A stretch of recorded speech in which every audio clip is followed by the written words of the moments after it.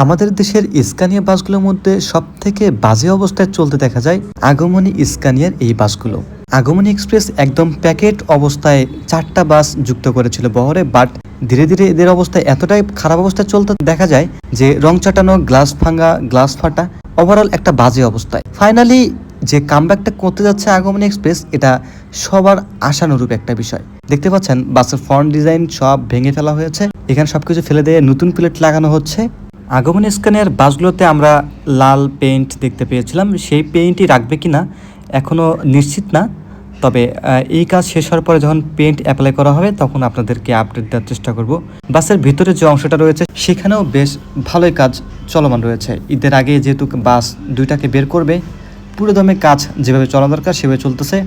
পুরাতন সিট সরিয়ে নতুন সিট দেওয়া হয়েছে, লেগ রেস্ট যেগুলো নষ্ট ছিল সেগুলো ঠিক করা হচ্ছে। এক কথায় পুরো দমে কাজ চলছে এই দুইটা বাসের। ঈদের আগে যেভাবে হোক আর কি বের করবে। উপরে দেখতে পাচ্ছেন নতুন সিট ব্যবহার করা হয়েছে। ক্লিয়ারলি আপনাদেরকে বলতে চাই যে আগমনী এক্সপ্রেস এই দুইটা স্কানিয়া বাস দিয়ে একদম পুরো কামব্যাক করতে যাচ্ছে। যেমনটা আশানুরূপ সার্ভিস রংপুরের পারিবারিক বাস অপারেটর থেকে আমরা চাচ্ছিলাম। গত ঈদে কিন্তু আগমনী এক্সপ্রেস দুইটা মার্সিডিজ বেঞ্জ বাস সার্ভিসে যুক্ত করেছে।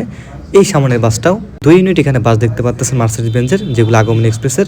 আরও 2টা বাস কাজ চলমান রয়েছে গ্যারেজে। আর বাসের যে ইঞ্জিন রয়েছে এখানে দেখতে পাচ্ছেন, ফুললি যে ইঞ্জিন কাজ সেটা করা হচ্ছে।